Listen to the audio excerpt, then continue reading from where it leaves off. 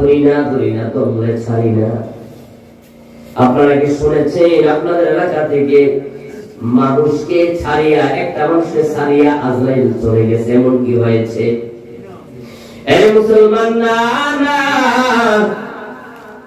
আজরাইল যখন সামনে আসবে, জীবনের কিতাব যেটা আছে আপনার আমার উন্মুক্ত হয়ে যাবে। মৃত্যুর ফেরেশতা যখন হাজির হয়, আপনি যদি ভালো কাজ করে থাকেন আপনার সামনে জান্নাতের ফটোটা তুলে ধরা হয়। সুবহানাল্লাহ। নাজ নিয়ামতগুলি তুলে ধরা হয়, জান্নাতের নাজ নিয়ামতগুলি দেখিয়া ওই আল্লাহর বান্দা ছটফট করতে থাকে কখন জান্নাতের মধ্যে যাইবে।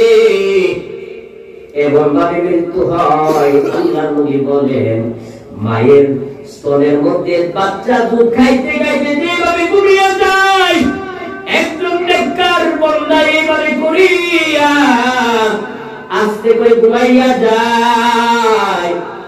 মানুষ দেখার পরও বলে মনে হয় ঘুমাইয়া আছে। ঠিক কিনা বলে?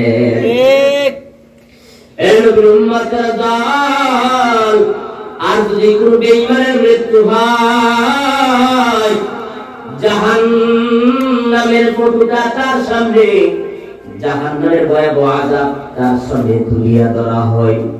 তখন ছটফট করতে থাকে আর কান্না করতে থাকে, হায় রে আল্লাহ, কার জন্য আল্লাহ আমি সম্পদ ধরাইলাম গো মালিক, কার জন্য বাড়ি করলাম, সম্পদের পাহাড় করলাম, আমি আমার মালিক আল্লাহকে ভুলে গেছি, আমি সময় পাই না আল্লাহকে দেখার জন্য। এর উম্মতের দল যদি বললাম রে ভাই একটু সময় দাও, আমি আল্লাহকে ডাকিয়ে রাজি করে যাই। এর মুসলমান বলুন তো দেখি সময় কি দিবে? ইযা জাআ আজালুহুম ফালা ইস্তাখিরুনা সাআতাও ওয়া লা ইস্তাকদিমুন।